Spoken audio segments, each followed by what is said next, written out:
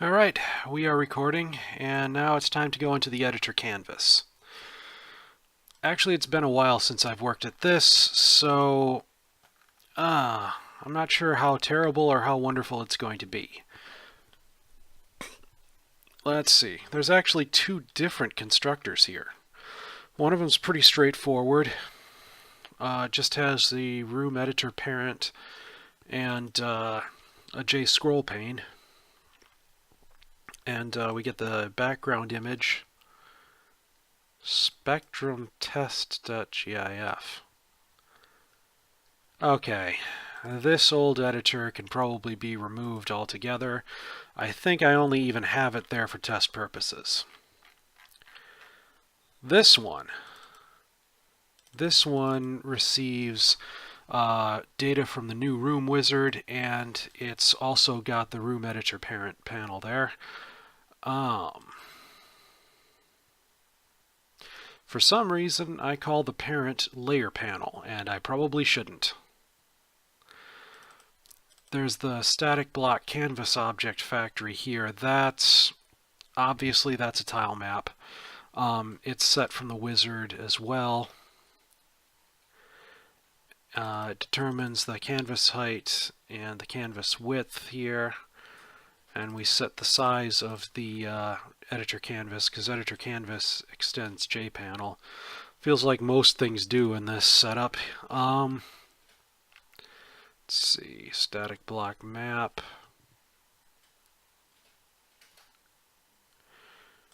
Okay, it is inside the editor canvas that the actual double array that contains the individual characters that represent the static blocks or the tile map actually happens. We start out by setting everything to space, which basically means nothing.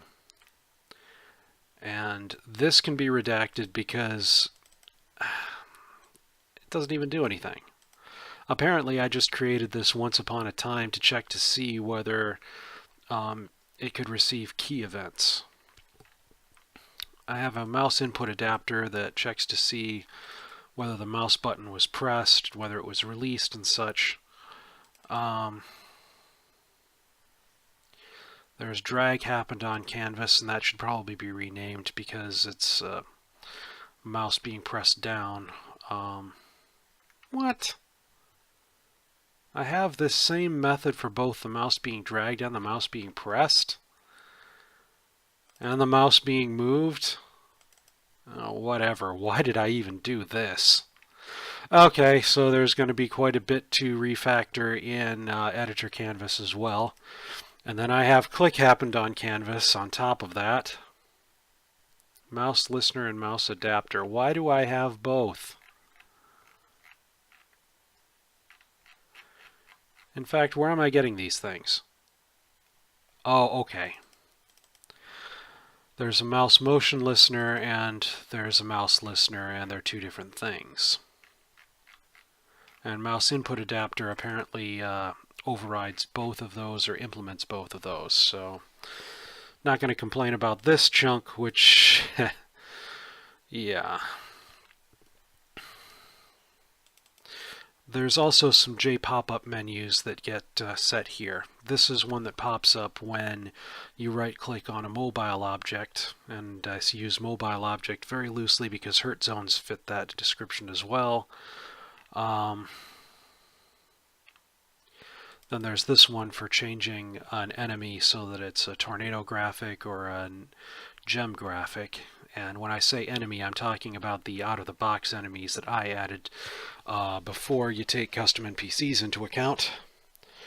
I have another one for the Rainbow Elemental boss, which is again out of the box.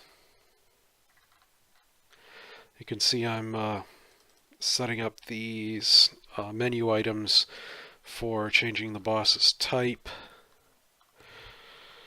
Set up a button group here.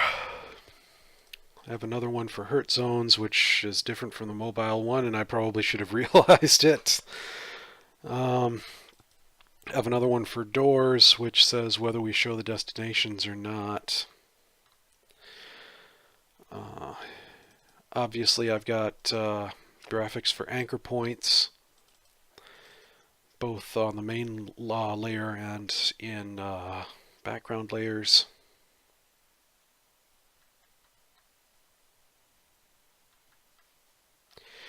I also set the cursors here. Probably this could be refactored into a separate method. In fact, there's a lot of copy-pasted code here as well, so probably this could be refactored in a lot of different ways.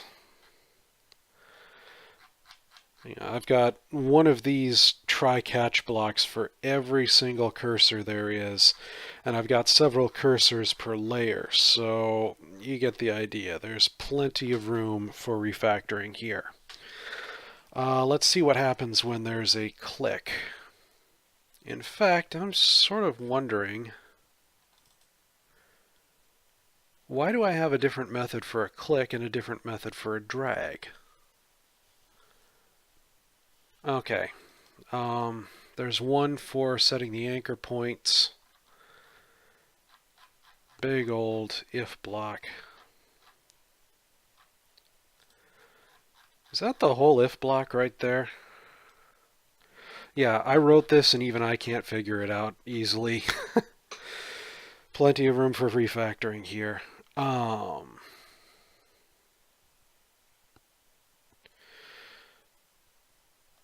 Okay, I think I see why I have all this anchor point gobbledygook here. It's because afterwards I check to see if we're looking at parallax layers or not. If we are, then we call this click happened on parallax layer method instead. And if not, then we go through this switch block here and talk about static blocks, door layers, commentary layers, that kind of thing. But what I don't get here is why I don't have, why I've got drag happened and why I've got click happened. Okay, I think I see what's going on here. Okay, a mouse click is where the mouse button goes down and comes up while the mouse is not moving at all. If you press the mouse button down, hold it down, move the mouse, and release the mouse button, then yeah, that's a drag, and I want it to be distinct. So that's why I have drag happened on canvas and click happened on canvas as two separate methods. Let's just compare drag on conveyor level and drag on enemy level. All right.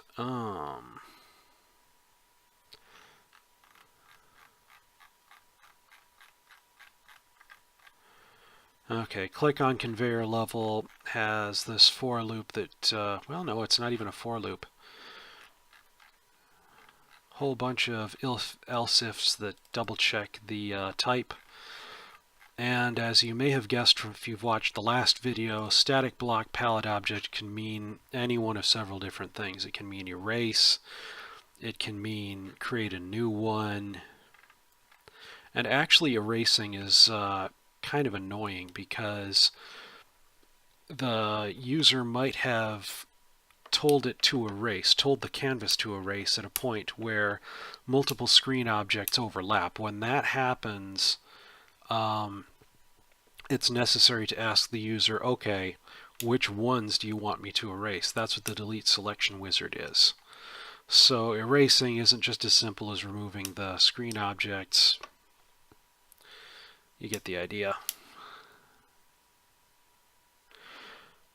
And of course, the palette objects need to be told, hey, this screen object got deleted, because the individual palette objects have essentially a list under the hood of all the screen objects that were created from the palette objects. Let me see how much time I've got here. About 5 minutes. All right, let's compare click on conveyor level to click on enemy level. I almost couldn't tell which layer I was looking at here. It's more of the same. A big if-else-if block that checks everything, that checks the type of the palette object that's currently selected. And we start by getting the currently selected palette object from the editor palette. Yeah, there's tons and tons of room for refactoring here. Yeah. I guess code walkthrough is kind of a strong term for what I've done here. I've basically just scratched the surface and given you an idea of how these things work. In fact, it's an extremely general idea of how these things work.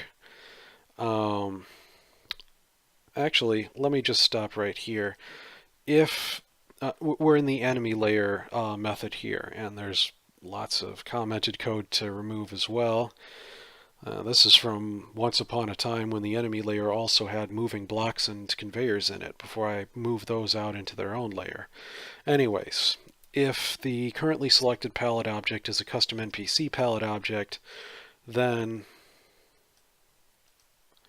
we call palette object.create and tell it what to create and where. And here we have the screen object. Add the screen object to the enemy layers here, repaint, begin setting NPC. This is so that any of the canvas requirements attached to the NPC can be set. I think this gives you a general idea of how screen objects and palette objects work. So that's what I have so far with the editor canvas.